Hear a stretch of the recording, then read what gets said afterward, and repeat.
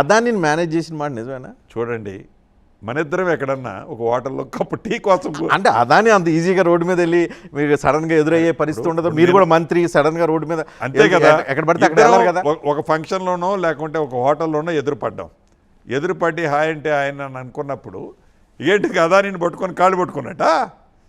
కాళ్ళు పట్టుకునే స్వభావమేనా శ్రీనివాసరెడ్డిది?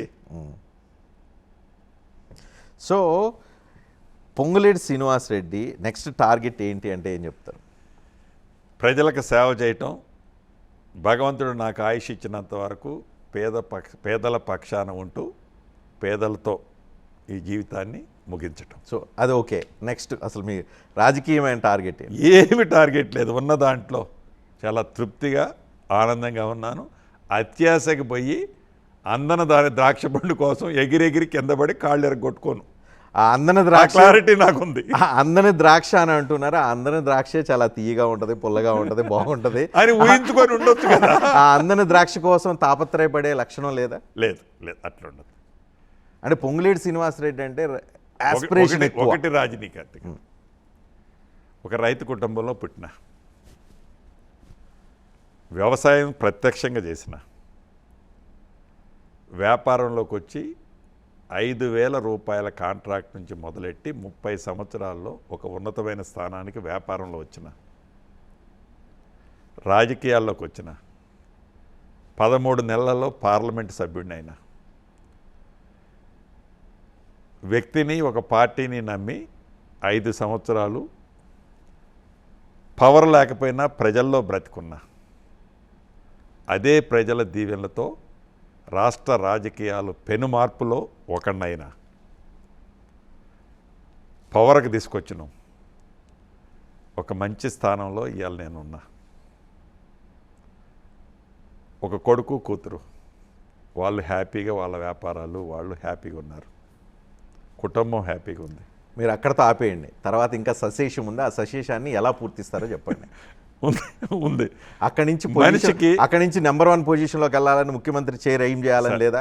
జాతీయ పార్టీ కాంగ్రెస్ పార్టీ ఇక్కడ ఎవరైనా ఏం చేయొచ్చు అని మీరే చెప్తూ ఉన్నారు. నేను అనేది తలరాత ఏం రాసి ఉంటే, నేను చివరికి చెప్పదలుచుకున్నది అదే. మీకు తలరాత ఏం రాసి ఉంటే దాన్ని ఒక వ్యక్తితో మార్చలేడు.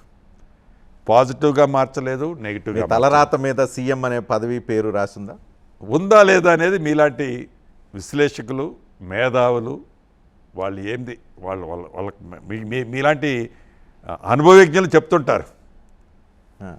అంతేగాని ఇప్పుడు మనిషి అనేవాడు కోరిక ఉండటం తప్పు కాదు, కోరిక లేకపోతే ప్రమాదం. ఆ కోరికలో సీఎం అనే చైర్ ఉందా లేదా? చైర్ ఉన్నది లేదు. నేను కోరుకుంటే వస్తుంది, లేకపోతే కోరుకోకపోతే రాదు అనేది లేదు. నేను రాజకీయ నాయకుడు అవ్వాలని కోరుకోవడం తప్పలేదు, కానీ నాకు కెపాసిటీ ఉందా లేదా డిఫరెంట్ మ్యాటర్. అలానే మీకు సీఎం కావాలని కోరిక ఉందా లేదా? నేను అనేది పదే దాన్ని చెప్పే దాంట్లో నేను అనేది దీని వెనకాల ఒక కారణం ఉంది, అది కూడా చెప్తాను నేను. మీరు అంటే మొన్న నేరుగా ప్రధానమంత్రి ముఖ్యమంత్రి రేవంత్ రెడ్డికి ఒక మేరేసే జోడో అని ఓపెన్ ఆఫర్ ఇచ్చారు. ఆ ఓపెన్ ఆఫర్ ఆయన ఉపయోగించుకుంటాడో లేదో, మీరు ఉపయోగించుకుంటారా అనేది నా డౌట్. ఆ క్లారిటీ అడుగుతున్నారు. అట్లా ఏం లేదు. కాంగ్రెస్ పార్టీలో ఉన్న చాలా కంఫర్ట్ జోన్ ఉన్న ప్రధానమంత్రి గారు ముఖ్యమంత్రి గారిని అడిగింది కూడా ఏదో ఆయన పార్టీలోకి రమ్మను, లేకపోతే వచ్చిన మాత్రంలో అది మీరు ప్రభుత్వ పరంగా సహకరించుకుందా అని మీకు అర్థమైంది. వేరే వాళ్ళకి ఏం అర్థం అవుతుంది? నా వైపుకి రా. ఎస్పెషల్లీ దృష్టులకి అది రాంగ్ డైరెక్షన్ తీసుకుంటారు. సో సరే, దుష్టులు అది ఏంటి అనేది లాంగ్ టర్మ్లో తెలుస్తుంది. కానీ నేను అంటాను, పొంగులేటి శ్రీనివాసరెడ్డి మీరు 5,000 రూపాయల జీతం నుంచి ఈ స్థాయికి వచ్చినాక ఈ స్థాయితో ఇక చాలు అని తృప్తి చెంది ఆగిపోయి లక్షణం ఉంటుందని చెప్పి ఎవరు అనుకోరు. ఫైనల్ అటెంప్ట్, చివరి స్థాయికి వెళ్ళాలి అని ఆలోచన ఉందా లేదా? అరే మనిషి అన్న తర్వాత కోరిక లేకుండా ఎవరికైనా ఉంటుందా? లేదు అంటే డౌటు. సో కోరిక ఉంది, కోరిక కోసం ప్రయత్నాలు భవిష్యత్తులో ఉంటాయి. భవిష్యత్తులో నేను అనేది ఏంటంటే కోరిక ఉండటం సర్వసాధారణం మనిషికి. కోరిక లేకపోతే మనకి డిఎన్ఏలో ఏదో లోపం ఉన్నట్లే. ఇప్పుడున్న తెలంగాణ కాంగ్రెస్ ప్రభుత్వంలో మీ గ్రూపు 11 మంది ఎమ్మెల్యేలు ఉన్నారంటారు. ఈ 11 మంది ఎమ్మెల్యేల సంఖ్య 30 మందికి 35 మందికి తీసుకెళ్ళినాక ఏం చేస్తారా? నాకంటూ గ్రూపు లేదు సార్, నా గ్రూపే కాంగ్రెస్ పార్టీ. నిజం చెప్పండి, గుండె మీద చేసుకొని చెప్పండి. గుండె మీద చేసుకొని 2 చేతులు వేసుకొని చెప్తున్నా.